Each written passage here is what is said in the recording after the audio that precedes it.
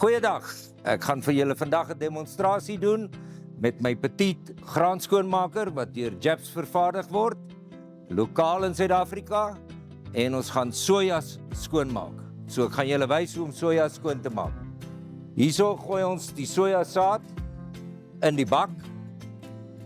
Hier gooi ons ons sojasaad wat uit die stroper uitkom in die bak. Kan julle sien, hier is al die kaf en die vuilgoed en die stof en die gebreekte pitte is hierin.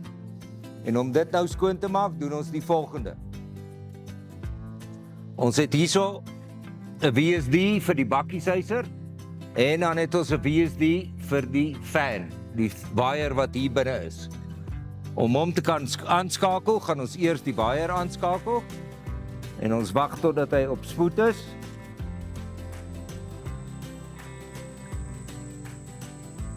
Nou gaan ek die bakkieshuiser aanskakel. Die bakkieshuiser gaan nou begin optel om in die masjien in te gooi. En dan gaan ek die deur oopmaak om die produk in te laat gaan. So ons maak die deurtjie oop.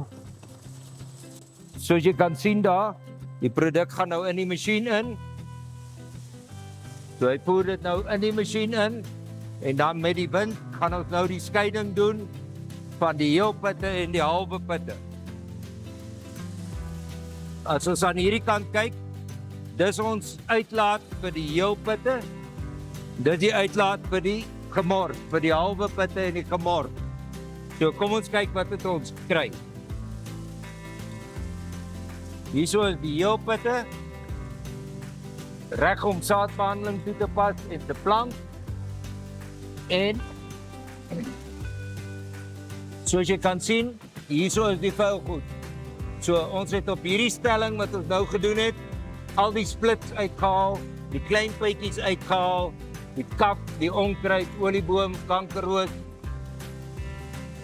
sclerotinia, enige vuilgoed haal ons uit die produk uit. Nou die masjien kan 1,5 ton per uur doen. As ons die saad nie so skoon wil hê nie, dan kan ons hierso stel vir produksie. As ons die pyltjie afdruk, gaan die meer pitte na die skoon kant toe gaan. So as ek hom meer laat sak, sal die halwes na die skoon kant toe skuif. En sal ons net die peule en die gemors hierdie kant kry. So jy sien, ek tel hom af en dan gaan ons nou kyk na die produk. Sien, nou word dit net doppie. Nou kry ons net doppie en 'n klein bietjie grys. En dan sal ons hierdie kant kan sien, daar sal nou splits wees en klein puitjies ook ingesluit. So die verstelling is baie maklik.